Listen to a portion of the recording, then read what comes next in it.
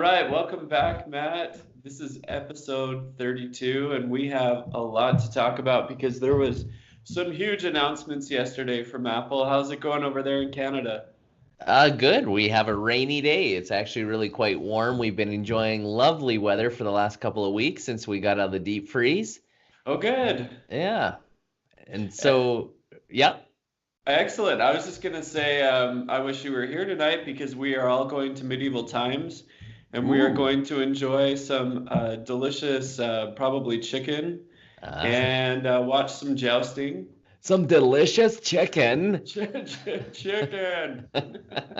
I love a chicken. Yeah, medieval times where they give you like that whole Cornish hen and you have to eat it with your hands. You're like, "Rah!" And then they give you like the tomato soup that they pretend they cooked over a fire, but it really just came out of a can before A it got to Campbell's your soup. table.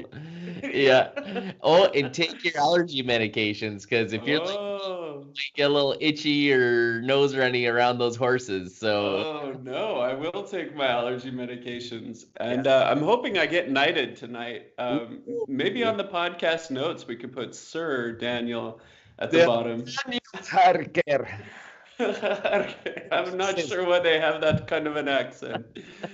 Okay, enough foolishness. Let's talk about these announcements yesterday with Apple. I want to start out with the Apple Arcade. This is the new game subscription service that is apparently coming out for iOS, Mac, and Apple TV.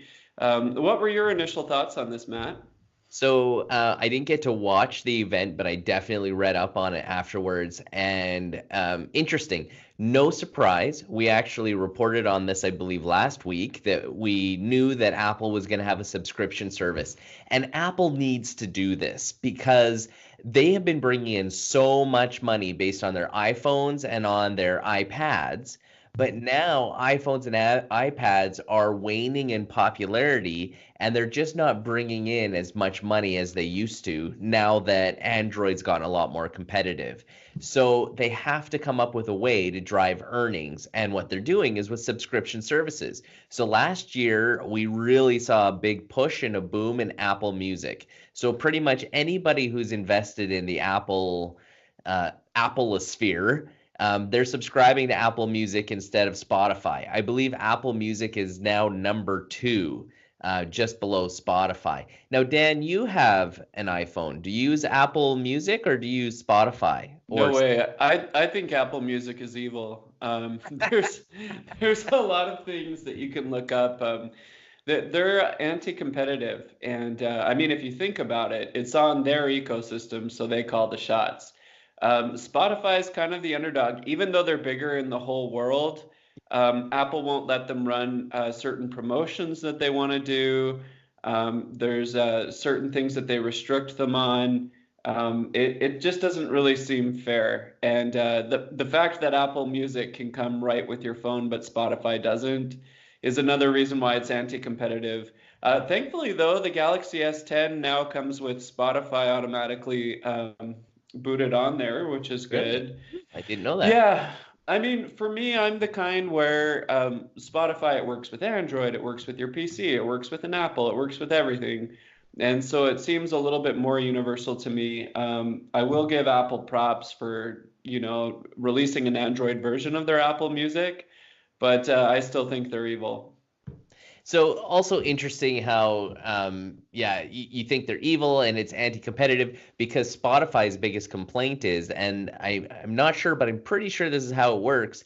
If somebody subscribes to premium through the app that was purchased in the Apple Store, then they have to give a percentage of that 30% to Apple. to Apple. So if Apple's going to drop their prices to make Apple Music more affordable, well, Spotify has to drop their margins even more to match. And so that's kind of where they're saying it's anti-competitive. They're saying if most of our subscribers are on an iPhone, this is our cost because Apple charges us this much, like the 30% more. So our costs are 30% more than what Apple's costs are because we have to pay Apple because somebody clicked subscribe in the Apple app.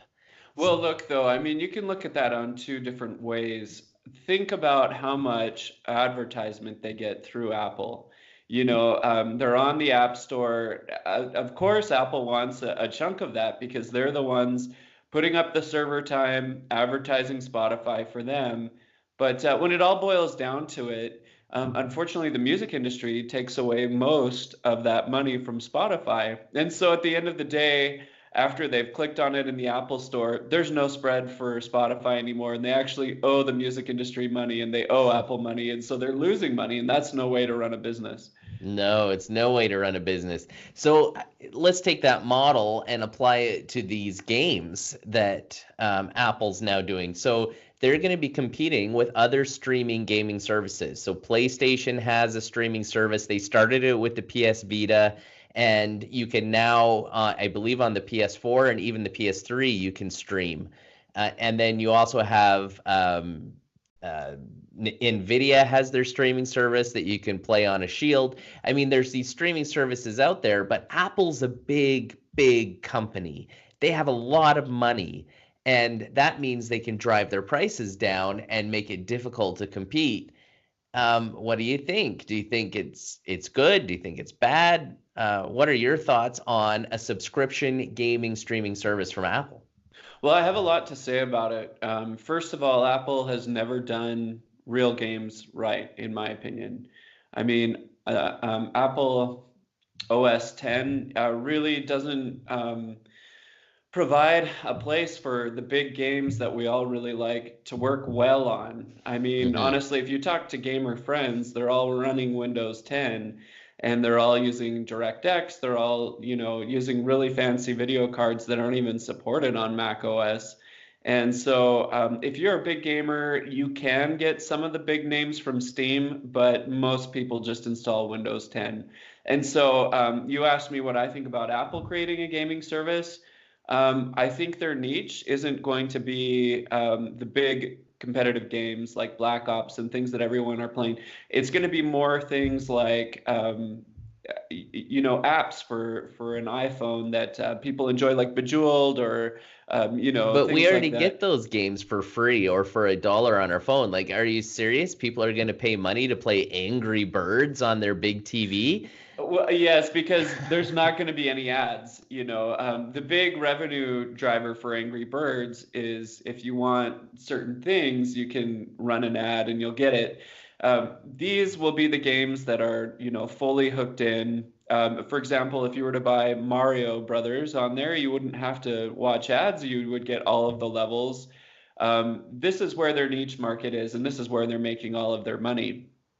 I really think that Google's Stadia, the game service that we talked about in the last podcast last week, and our listeners can listen to that in the show notes. I'll make a link for it. That's going to be more popular, in my opinion. Look, I remember a few years ago when they were talking about all these games coming to Mac OS, and all these game companies came up. EA came up and said they were going to do like a car game, and all these people came up, and you know what happened? They never followed through on their promise. There was Yeah. a person wearing a turtleneck and jeans on the stage announcing these games, and it never came to fruition. And so I just don't think that Mac OS is a really good gaming platform. The iPad and the iPhone are great, but they're just not. It's not going to be Fortnite. It's not going to be big hits. It's just going to be stuff like Angry Birds. And would I pay $10 a month for that?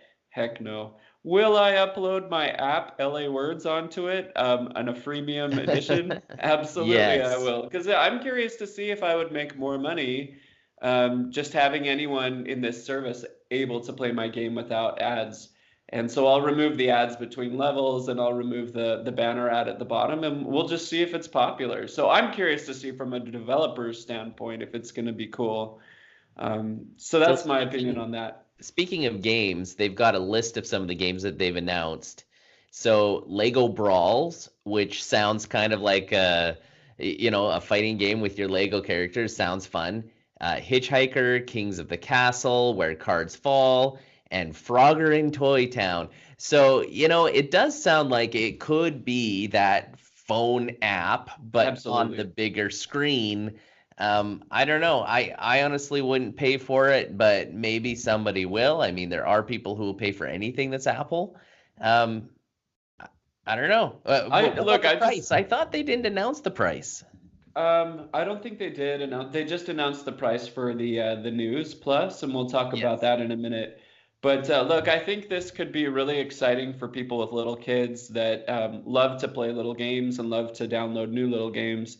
But I mean, think about all the space that's going to be used on your phone. I mean, this isn't like Stadia where they're streaming it to your device. Oh, I thought Um, they were streaming this. no, so if you have like a 32, a 64 gigabyte iPhone, you're going to be downloading these huge games and you're going to have to delete them all the time. I think it's clever on their part because then you're going to buy a bigger phone that holds more. But really, all this is it's just, it's dumb in my opinion.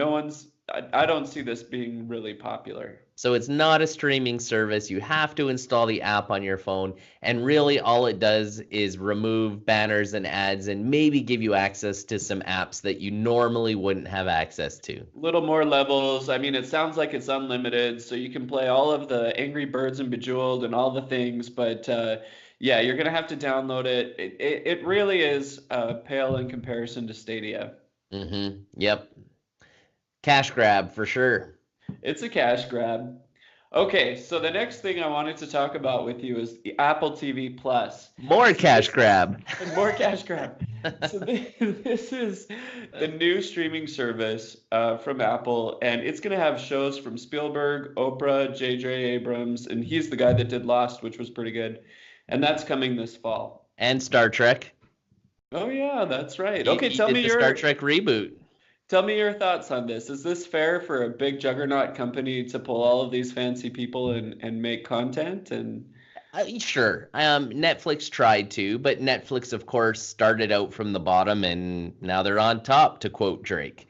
So, good Canadian reference, Matt. yes, good Canadian reference, eh?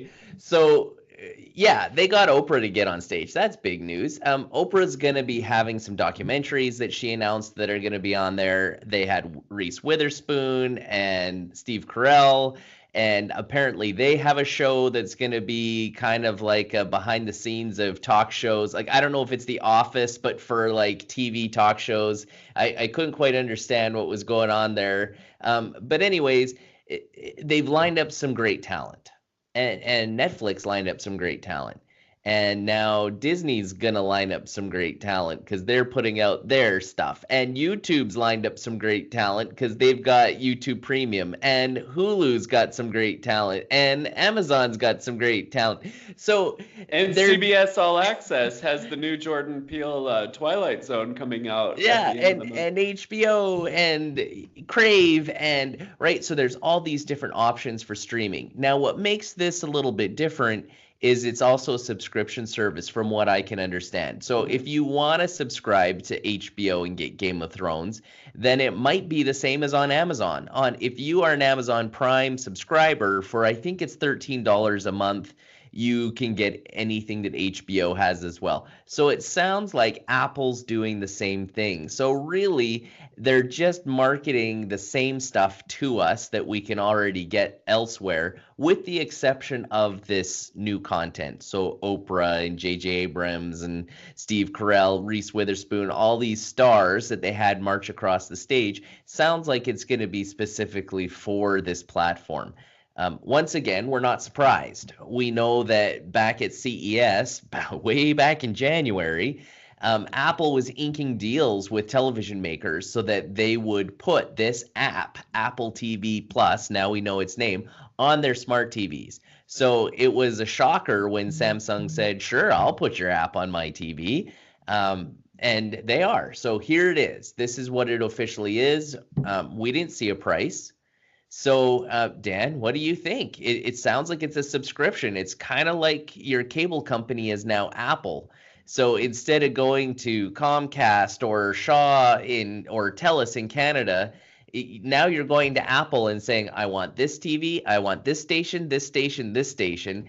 So they're now, they've gone from being a phone company to a game company. and we just talked about with the subscription service, and a music company with Apple Music, and now they're a cable company, because that's what it sounds like, a cable company with their own channel. And we're going to talk about another company as well that they're getting into, on the financial side. So I don't know, Dan. I feel like Apple's throwing spaghetti at the wall and seeing what noodles stick.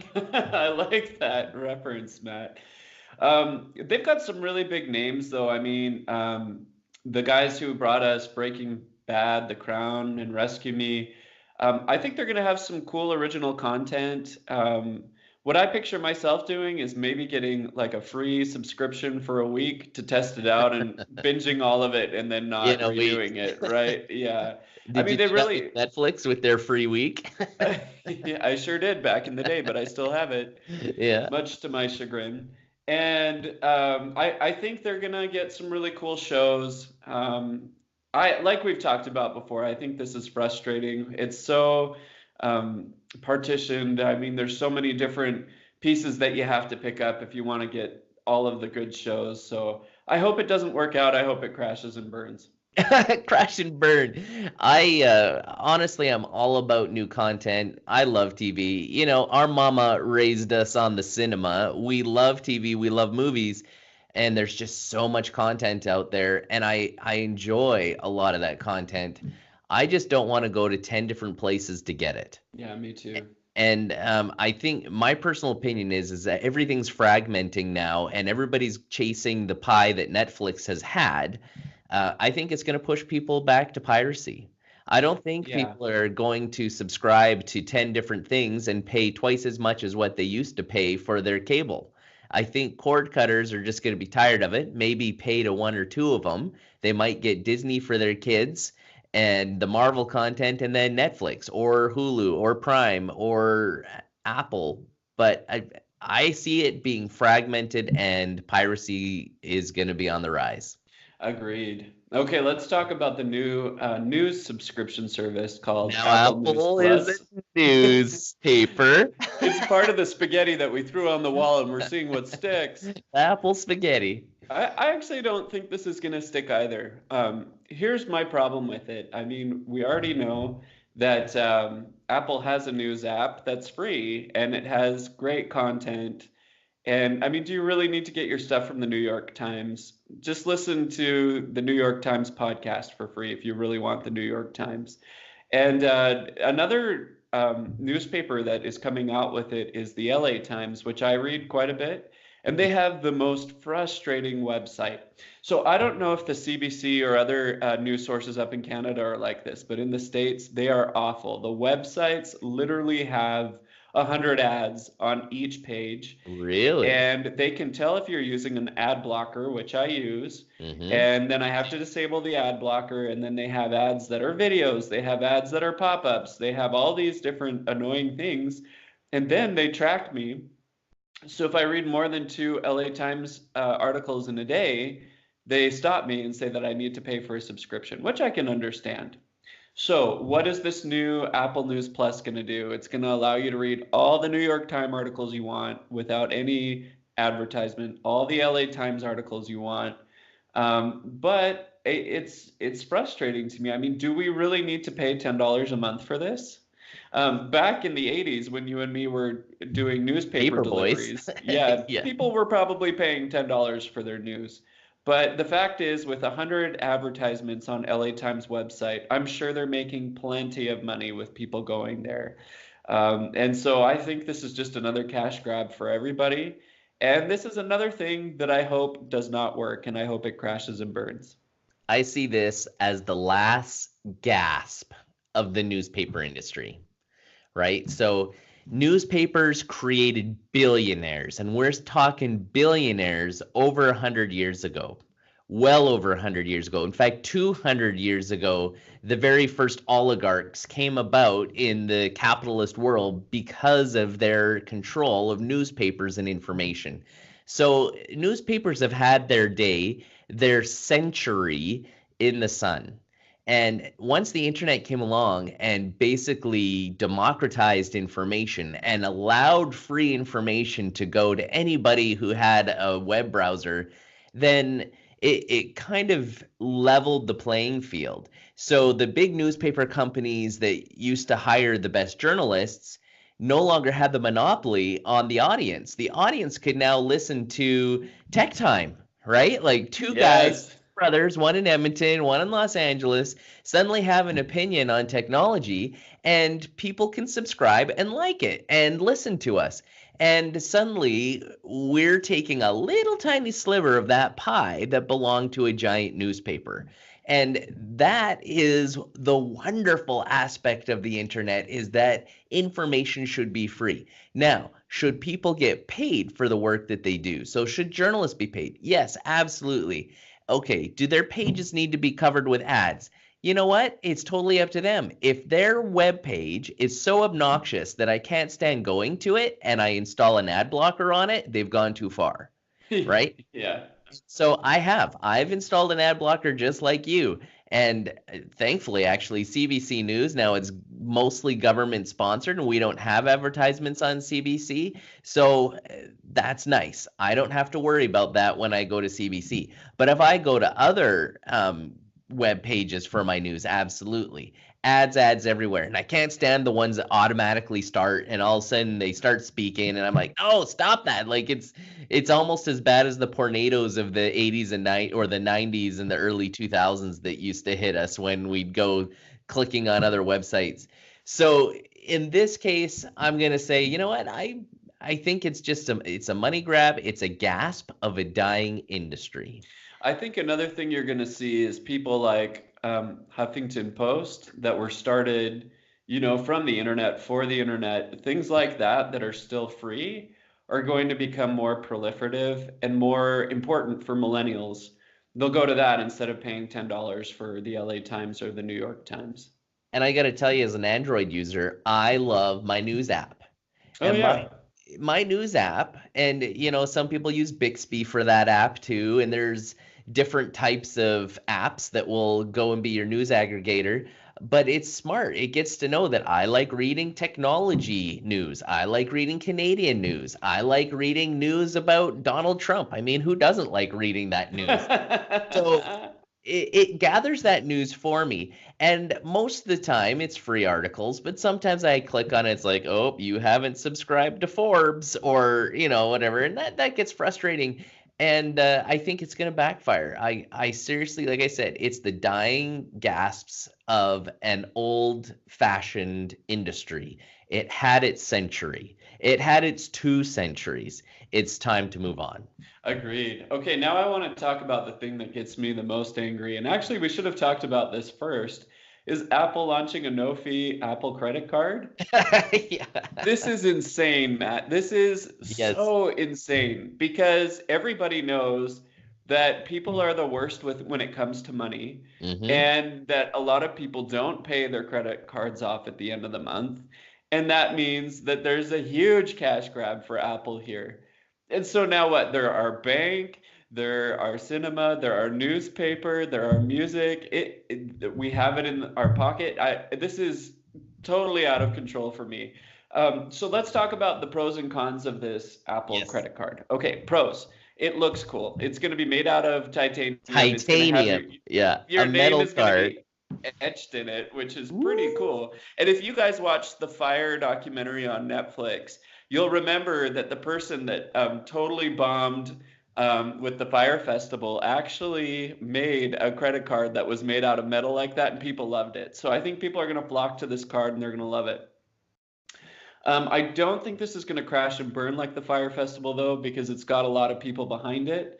Another really cool thing is you can use your Face ID or Touch ID when you're purchasing things, and so that makes it a little more secure. Yeah. Biometric. Yep. Yep. And then another cool thing is it doesn't have the credit card number on the card. And so if somebody finds the card, they can't go to Amazon and buy anything with it because literally all they can do is swipe. And so that's going to really help a lot of people. So minimalists are going to love this. Um, Here's some things that I think are just subpar. The card gives you 3% cash back on Apple purchases. What's an Apple purchase? That's when you go on the Apple Store and you buy an app, you buy a computer, you're going to get 3% cash back. I don't think that's I very think good. your subscriptions too. So if you subscribe to Apple TV Plus, if you Sure. subscribe to their newspaper, if you subscribe, all their subscriptions are part of that. That's my guess. Plus their Apple Store. So it's 3% on that.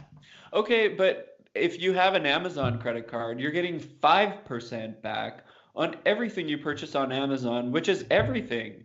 I mean, everybody buys everything on Amazon now. You're getting 5%. This is 3% on the Apple Store. Come on, they could have done better than that. And also, how often did you buy things on the Apple Store in the last 5 years, Matt? If you were to Zero. crunch the 3%, you would get $0 back. I mean, it's Yes. so rare that I buy something from them Yeah. that 3% is just not very alluring. Okay, second mediocre thing. You get 2% cash back when you actually use the Apple Pay app on your phone for purchases. That's just okay because the city credit card, the cashback credit card is 2% on everything all the time. Now, if you just swipe your card in the store with your very cool titanium card, you only get 1% cash back, which is Really? terrible. Well, So I you're didn't know not, that. yeah, you're not getting 2% everywhere. You're only getting it for people that accept Apple Pay, which isn't very many people right now. So Apple Pay gives you the 2%. I thought it was 2% everything. No, no. If it was 2% everywhere, I would That'd be honestly a great consider card. getting rid of my city credit card. Yeah. But no, my city credit card gives me 2% everywhere, whether I'm buying lunch or an airline Do ticket you or have a whatever. yearly fee on that city card? There is no yearly fee, and we are not paid by them or endorsed by them. And I'll link it in the Yeah. description if people are interested in it. It's been awesome. I mean, I'm just a single dude, so I don't spend a lot of money, but I typically get about $200 every quarter from it. And Wow. it comes to my house in a check, and I just put it in my bank. So Dan, $200. I don't want to take over this conversation on Apple and talk about credit cards, but I literally just spent the weekend throwing out my old credit cards and trying to find better cards. Now in Canada, we don't get the amazing credit card deals that you can find down in the States there. With all the sign-on bonus offers and extra miles. So the best that I could find for a generic all-around, and I needed a MasterCard because in Canada to go to Costco, you have to have a MasterCard, Right. right? And so the best I could find was a 1.5% on everything. That's And pretty decent for Canada. yeah, but it also comes with a $120 fee. So I'm like, Oh, oh, so I have to pay $120 a year for this. Now it does give me 1.5% on everything, and at least I can use it at Costco and Superstore, which have some of the best deals when it comes to groceries. And then I also got another card, which is an American Express card, which gives me 5% on groceries and restaurants, but I can't use it at Costco, and I can't use it at Superstore where I get most of my groceries. well, here's the thing So about American Express is a year or two ago, you could have used it at Costco, but you can't anymore. So you can't anymore. you can't totally rely on Costco because they're going to switch it up on you. The other gotcha that American Express has is if you read the fine print, they will give you 5% up to a certain dollar value. Yes, And so different cards have that. it's Yes. not unlimited. And if you think about it, yeah, like you do spend money on gas, and it's great that you're getting 5% on gas. But with all of my cards that I've had in the past, getting 2% back on everything has gotten me a lot more money and bigger checks in the mail every quarter than trying to frantically spend gas with one card and trying to frantically spend on restaurants with another card. It's just so much easier to just have everything 2%. So I think Apple is great for doing that, but the gotcha is it's only 1% if you're swiping your card, which most people take. Now, what I didn't understand was their cashback concept. They call it daily cash. So I wasn't sure if this daily cash comes to you in a check, which I don't think it does, comes to you as credit with your Apple account. So maybe you can use your daily cash to pay for your Apple TV Plus, or if you could apply it directly to the balance owing on your Apple credit card. So to me, if it's just credit with Apple, forget it. I'm not gonna do it. Just like you said, when was the last time you bought something through the Apple Store? So no, that would be terrible. If If I can use it, if they give me a check, fantastic. If they let me apply it to the balance on my credit card owing, also fantastic. So, to me, that's true cash back. But if you're going to give it to me as credit with Apple, forget it. I'm not going to buy the premium Angry Birds. I'm not even going to subscribe to your news station. I'm not going to get your card. If it's cash back, 2% is great. Now, it's not coming out in Canada. They haven't announced that yet. And we don't have the Amazon card in Canada, or else I think I'd be pretty interested in that 5%. Yeah.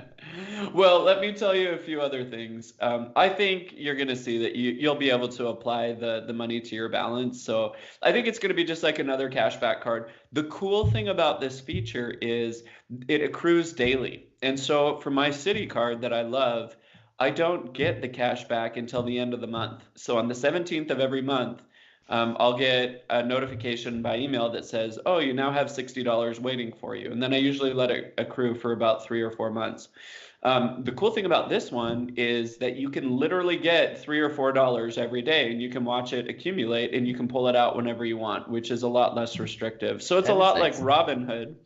Robinhood's making their own debit card that is going to give cash back for like a savings account. They're talking about doing 3%, and it accrues daily, so you don't have to wait until the freaking end of the month to pull it out, which is really So that's nice. why they call it daily cash. Okay, I think Yeah. it's fantastic. Personally, I would just use it to pay off whatever balances I have on my card. But to me, the 2% sounds like a great deal. The 1% sounds like garbage for those that don't accept Apple Pay. I also kind of like the idea that it's supposed to be on your wallet, so you can use your or on your phone, so you can use your biometrics. I think that's a lot safer. I'm just not excited about Apple getting into every business there is on Earth, right? I'm not either. There's one more thing I want to talk about that I saw on Reddit that's kind of infuriating. So Apple is going to charge a 1% fee every time you make a transfer from your Apple Pay cash balance to a debit card. So we were talking about cashback earlier. This is probably you transferring that balance to a debit card. They're going to charge you 1%. So there goes a little bit of the money that you're getting back anyways, right? Yeah. The other thing that's obnoxious about it is if before you were able to transfer money to friends with Apple Pay, and now they're saying that you're going to need to actually have this Apple credit card to do that. And I think they're missing a huge market here. People love Venmo in the States. People love in Canada instant, cash from checking companies. These fees that they're charging that's how they're going to make their bread and butter. And of course, they're banking on you not paying your statement at the end of the month.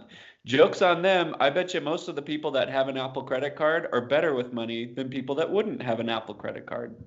I don't know. I feel like if the sheeple follow the apple to the bank, they will get this card and max it out. Because people who buy Apple buy premium. And usually those that are a little bit more cash conscious don't always go for the premium. They go for something that might be a little better bang for buck. So I don't know. I'm split on this one. I think that I'm not a huge fan. I think it sounds like a great idea, and we'll see how it goes. But I would rather Apple just be good at what they've been known to be good at, which is making beautiful products. Take that time, take that money they're putting into all these new subscriptions, and make some beautiful products again. Apple amazed us with the iPhone when it came out. They amazed us with the iPad. I remember we all heard the name iPad before they released it. We were all laughing like, that just sounds terrible. And then it came out and it was awesome. And I have an iPad, right? So I think that they need to focus on what they do well instead of throwing the spaghetti on the wall and seeing what sticks. Nice one, Matt. All right. Well, we will talk at you next week. Please do us a favor and subscribe to us on both YouTube and on the Apple Store. Yes, Apple. Even though we were just ripping on them, but we like your things too. Subscribe to us on both places, and we will hit you up next week.